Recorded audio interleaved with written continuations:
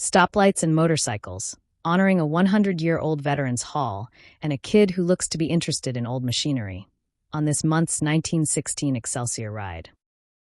I ride through this stoplight almost daily, and it has been an on and off problem in not changing for motorcycles for at least 20 years.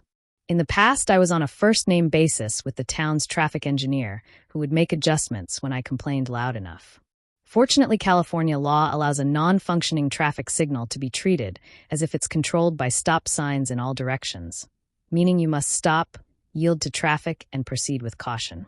That known, it still creeps me out to do, so as I got a ticket for doing it once when a policeman saw me going through a red light, having not looked up until he saw me going through it.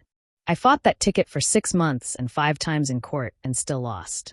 I think the policeman felt bad about it, as he told me afterwards that if I had talked to him before the court appearances that the outcome may have been different, a lesson learned just a little too late. After sitting at the light through several cycles, I finally proceeded right after a police car drove by. I think he would have been cool with it, but I am glad I didn't have to find out. I will be joined by my friend Mike Lynch, who will be riding his 1930 Indian Scout.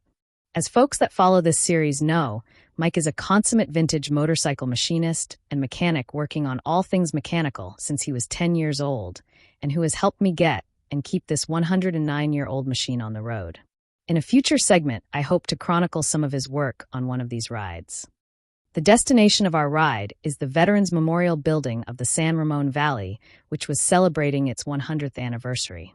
A note from their website. Since 1925, the Veterans Memorial Building of San Ramon Valley has provided an activity center for the San Ramon Valley veteran community. This classic building has played host to thousands of veteran activities as well as community events, attracting Valley residents to downtown Danville for senior programs, parties, banquets, weddings, voting, library use, and many other activities.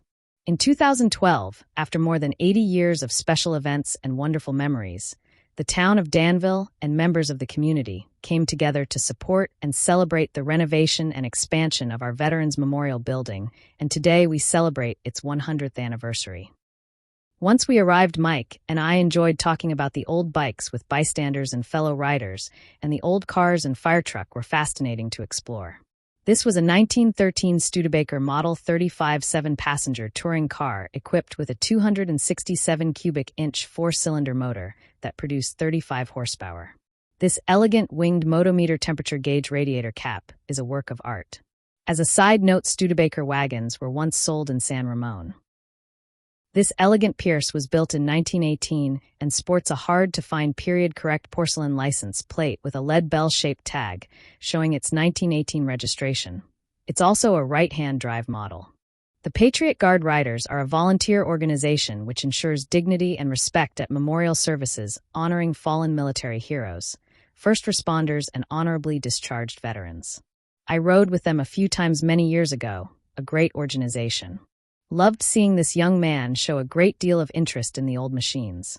Maybe there is hope for the hobby after all. Ending with this message. Never again will an American warrior be scorned or ignored. My brother who flew a helicopter like this one in Vietnam felt that pain. Thankfully, attitudes for the most part have changed. Thank you, Keith, and all our veteran heroes. And thank you, Danville, for preserving and enhancing this building in honor of our veterans. Produced by Mark Harrigan. Thank you coming along on this month's 1916 Excelsior ride.